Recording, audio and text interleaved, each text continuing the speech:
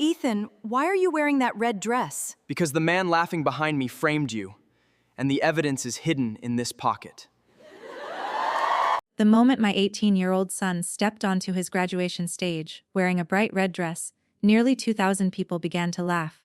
But when he opened the hidden pocket and pulled out the evidence that could destroy the most powerful man in our town, the laughter stopped so suddenly that I could hear the principal drop his glass of water. Hello, my name is Claire Bennett, and until last spring, I was the woman everyone in Millbrook, Ohio, believed had stolen $48,000 from a high school scholarship fund. I did not steal that money. But the truth did not matter, not at first. For 16 years I taught sewing, costume design, and basic fashion at Millbrook High School. My classroom was at the end of the arts hallway, between the theater storage room and a music practice room, where somebody was always playing the same 3 notes on a trumpet. My students came to me because they needed an elective. Most could not thread a needle on the first day. By the end of the semester, they could repair a torn jacket, read a pattern, and make something with their own hands. I love that room. After my husband died in a highway accident, that classroom helped keep me alive. My son Ethan was 12 then. We were both broken, but we learned to keep moving. I worked during the day, sewed alterations at night, and raised him as carefully as I knew how. Ethan grew into a quiet, thoughtful young man. He ran cross-country, earned excellent grades, and wanted to study civil engineering. He was never the kind of teenager who demanded attention. That is why what happened at graduation shocked everyone. It began 9 months earlier, with a red dress and a locked office. Every year, Millbrook held a charity fashion show. The money went into the Evelyn Hart Arts Scholarship, named after a beloved former drama teacher. I supervised the student designers, organized the show, collected sponsorship forms, and handed every payment to the school bookkeeper. That year, one of my best students, Maya Torres, designed a bright red evening dress. It was elegant but simple, with a fitted waist, a flowing skirt, and 2 hidden pockets. Maya wanted to become a costume designer. Her mother cleaned offices at night, and her father had been out of work after surgery. Maya needed the scholarship more than anyone I knew. 3 days before the fashion show, Maya stopped coming to school. I called her mother and learned that Maya had withdrawn. No explanation. No goodbye. The next morning, Principal Richard Hale summoned me to his office. Hale had been principal for 6 years. He wore expensive suits, smiled for every camera, and spoke constantly about integrity. Parents loved him because he remembered names. Local business owners loved him because he placed their logos on everything. When I entered his office, the district treasurer and a police officer were waiting. On Hale's desk sat copies of scholarship checks, all made payable to a company called Bennett Creative Services. My last name was Bennett. Hale folded his hands and asked me to explain why $48,000 had been transferred into an account connected to my home address. I stared at the papers. The address was mine, but the company was not. The signature looked like mine from a distance, but the final letters leaned the wrong way. I told them it was a mistake. Hale looked disappointed, almost fatherly. That expression frightened me more than anger would have. He said the district had already reviewed its records. My staff login had approved 3 payments. Copies of my driver's license and tax forms had been used to create the vendor account. Then the officer asked for my phone. By lunchtime I had been placed on administrative leave. By evening, someone had leaked the story to a local news page. The headline called me the scholarship seamstress. For the next week, strangers sent messages saying I had stolen from children. Someone spray-painted THIF across my garage door. Parents I had known for years crossed the street to avoid me. The criminal case moved slowly, because the bank account had been emptied through several transfers. But the school board did not wait. At a public meeting, Hale recommended my dismissal. I sat in the back beside Ethan while people I had helped stood at a microphone and condemned me. Then Hale delivered the betrayal that broke something inside me. He claimed he had noticed warning signs for months. He said I had become secretive, defensive, and unusually interested in scholarship finances. None of that was true. He knew it was not true, but every board member voted to fire me. Outside, reporters surrounded us. Ethan held my hand so tightly that his fingers shook. I told him not to argue. I told him we would clear my name through the proper process. He looked at me and said, very quietly, "Mom, what if the proper process belongs to the person who framed you?" That was the first moment I realized my son did not believe this was a mistake. At home, Ethan began asking questions. Who had access to my personnel file? Who controlled vendor approvals? Who knew my staff password? I told him many administrators could access the files, but no one knew my password. Then he reminded me of something I had forgotten.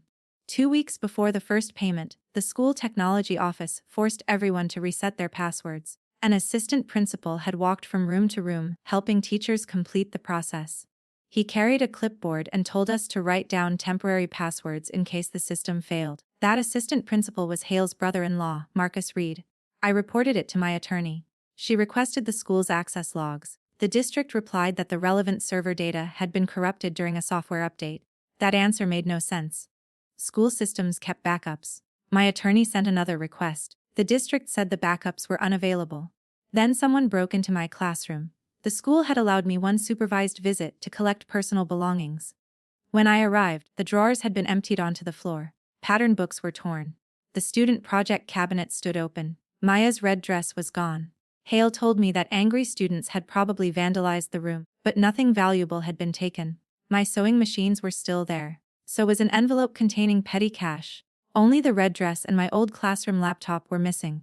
That night, Ethan asked why anyone would steal a student dress. I did not know. Then I remembered the pockets.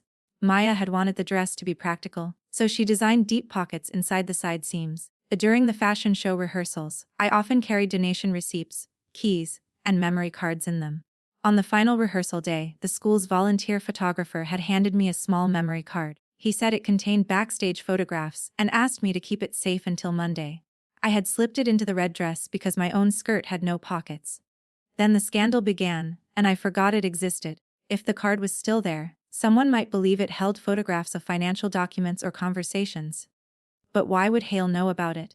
Ethan answered that question 2 days later. He had been reviewing public videos from the fashion show rehearsal. In one clip, Hale stood in the doorway while the photographer handed me the card. Hale watched me place it inside the dress. The video lasted only 4 seconds, but it changed everything. I contacted the photographer, a retired newspaper editor named Frank Ellis. He remembered the card. Most of it contained backstage pictures, but he had also taken photographs during the sponsor reception. In the background of several photographs, Hale and Marcus were standing beside the bookkeeper's computer. Frank still had copies. He sent them to my attorney. The images were suspicious, but they were not proof of theft. Hale could say he was helping with ordinary school business. Then Frank mentioned something strange. A few days after the scandal, Marcus had offered him $500 for all original photographs from the event. Frank refused because the request felt wrong. The mystery was turning into a pattern. Ethan became obsessed with finding the dress. I told him to focus on college applications, but he said my name was part of his future too. One Friday evening, he came home with mud on his shoes and a tear in his jacket. He admitted he had followed Marcus to an abandoned storage building behind the old football field. Through a broken window, he saw boxes labeled Arts Program and Costumes. I was furious. I told him he could have been arrested or hurt. Then he placed a photograph on the table. Through the dusty glass, I could see a strip of red fabric hanging from an open box. My attorney contacted the police, but they said the photograph was not enough for a search warrant. The storage building was leased to a district maintenance contractor, and there could be dozens of red costumes inside. We needed more. The next surprise came from Maya. She appeared at my front door on a rainy Tuesday night, pale and terrified. Her mother waited in a car with the engine running. Maya told me Hale had forced her to withdraw. After the fashion rehearsal, she had returned to school because she forgot her sketchbook. Near the administrative office, she heard Hale and Marcus arguing with the bookkeeper. The bookkeeper said she would not approve another false vendor. The Hale answered that she had already approved enough to make herself look guilty. Maya recorded part of the argument on her phone. Marcus saw her leaving. The next morning, Hale summoned Maya and her mother. He threatened to report that Maya had stolen fabric and equipment from the fashion program. He also threatened her mother's cleaning job. He promised to destroy the accusations if Maya withdrew and remained silent. Maya gave me the recording. It was only 23 seconds long. The voices were muffled, but Hale could be heard saying, "Claire's account takes the fall. After the audit, we close it." That should have ended everything. It did not. Hale claimed the recording was edited. The district's attorney warned Maya that distributing it could lead to legal action. Once again, power protected itself. 3 weeks before graduation, the bookkeeper Linda Cho disappeared from work. The district announced she had resigned for personal reasons. Ethan did not believe it. He searched public property records and found that Linda's house had entered foreclosure. Then, 10 days after her resignation, the foreclosure was suddenly cancelled. Someone had paid more than $60,000. My attorney traced the payment to a development company owned by Hale's cousin. Now we understood the scheme. Hale and Marcus had created false vendors using employee identities. They diverted scholarship and activity funds, then blamed one employee when auditors came too close. Linda had helped process payments. When she tried to stop, they bought her silence. But understanding a crime and proving it are different things. The account records were hidden, the server logs were corrupted. The dress and laptop had vanished. Maya was afraid. Linda would not answer calls. Then Ethan received an unexpected email. It came from Linda. She apologized for what happened to me. She said she had made a copy of the original vendor database and security logs before leaving. She was willing to give them to my attorney, but only after her daughter graduated. Hale had threatened to cancel her daughter's scholarship and accused Linda of acting alone. Linda's daughter was graduating with Ethan. That meant we had to wait. On the morning of graduation, Linda sent a password-protected folder. Inside were banking records, login histories, emails, and scanned approval forms. The files showed that Marcus had accessed my account from Hale's office. They showed payments routed through companies linked to Hale's relatives. They showed more than $300,000 missing over 4 years. My attorney contacted the state investigators immediately. But Hale learned about the leak. We do not know who warned him, perhaps someone at the district office, perhaps a friend in local law enforcement. 2 hours before the ceremony, Linda called Ethan. She said Hale was ordering staff to confiscate phones and remove any graduate who disrupted the event. He planned to announce a new scholarship in his own name, using part of the very money he had stolen. Ethan made a decision without telling me. He went to the storage building. This time, he did not break in. The maintenance contractor had heard rumors about the investigation and agreed to unlock it. Inside, they found my classroom laptop, financial boxes, and Maya's red dress. The memory card was still hidden in the pocket. And on that card was something none of us expected. Frank's camera had been set to record video when he handed it to a student backstage. The student accidentally left it running on a table near the sponsor room. For 11 minutes, the camera recorded Hale and Marcus discussing the false accounts. Their faces were visible in a mirror. Their voices were clear. It was the final piece of evidence. Ethan copied the video, placed the memory card back inside the dress, and asked Maya to help him make one small alteration. He wanted the dress to fit him. When I entered the auditorium that evening, I knew investigators were on their way, but I did not know what Ethan had planned. Hale stood onstage beneath a banner that read Hacharas Horas Kamnuai. I almost laughed at the cruelty of it. My seat was in the back. Several parents whispered when they recognized me. One woman moved her purse away as though dishonesty were contagious. Hale began his speech. He praised the school, congratulated the graduates, and announced the Richard Hale Leadership Scholarship. People applauded. Then the graduates crossed the stage one at a time. When Ethan's name was called, there was a pause behind the curtain. He stepped into the light wearing Maya's bright red dress over black dress pants. At first, the auditorium went silent. Then came the giggles. A few students laughed loudly. Parents turned to one another. Phones rose into the air. Hale's smile froze. My face burned, not because I was ashamed of Ethan, but because I knew how cruel a crowd could become when it believed someone was different. Ethan kept walking. The dress moved like a flame around him. Maya had adjusted the shoulders and waist, but she had kept every original seam.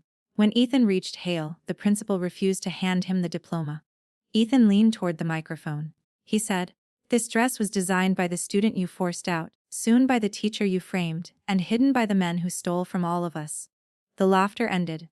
Hale reached for the microphone, but Ethan stepped back. From the hidden pocket, he pulled out the memory card. At that exact moment, the giant screen behind the stage changed. Ethan had arranged for a student in the audiovisual booth to play the recovered video. The Hale's own voice filled the auditorium. On screen, he told Marcus to use my credentials. He said I was a widow with debt, and that people would believe I had taken the money.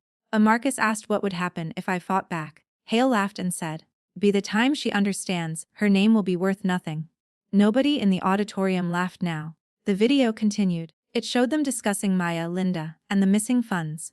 Hale ran toward the audiovisual booth, but 2 state investigators entered through the side door. Police officers followed. Parents began shouting. Board members left their seats. Marcus tried to slip out through a backstage exit and was stopped by the maintenance contractor. The graduation livestream carried everything across the county. The Hale was arrested before the final student crossed the stage. The investigation lasted 5 months. Hale and Marcus were charged with fraud, identity theft, evidence tampering, intimidation, and conspiracy. Alinda cooperated and received a reduced sentence for her role. The district recovered most of the stolen money through seized accounts and insurance. Maya returned to school through an independent study program. She received the Evelyn Hart Scholarship, which was restored with additional funding from community donors. The school board offered me my job back. I declined. That was my revenge. They expected me to return quietly, repair their damaged arts program, and help them pretend the system had corrected itself. Instead, my attorney negotiated a public apology, full back pay, and a settlement large enough for me to open a nonprofit design studio downtown. I named it Red Pocket Studio. We teach sewing and costume design to students who cannot afford private classes. Maya became our first paid apprentice. Linda's daughter volunteers there on weekends. As for Ethan, the university he planned to attend offered him a place in its honors engineering program. A local reporter asked whether he worried that people would always remember him as the boy who wore a dress to graduation. He smiled and said he hoped they would. The red dress now hangs inside a glass case at our studio. Beside it is a small card explaining its history. Sometimes visitors focus on the dress. They ask whether Ethan was embarrassed or afraid. But the dress was never the strange part of the story. The strange part was how easily respectable people laughed while an innocent woman was being destroyed. The strange part was how quickly a school built on truth protected a liar. The strange part was that it took an 18-year-old in a red dress to make an entire town finally look at the evidence in front of them. On the night we opened the studio, Ethan stood beside me beneath the new sign. I asked him why he had chosen such a public way to reveal everything. He said, "Because they humiliated you in public, the truth deserved the same size audience." I looked through the window at the red dress, glowing beneath the lights. For months, Hale had tried to make my name worth nothing. Instead, he gave my son a reason to turn that name into a symbol of courage. And that is the lesson I will carry for the rest of my life. People may laugh when courage first walks into the room. But when courage opens its pockets and brings out the truth, even the powerful have nowhere left to hide.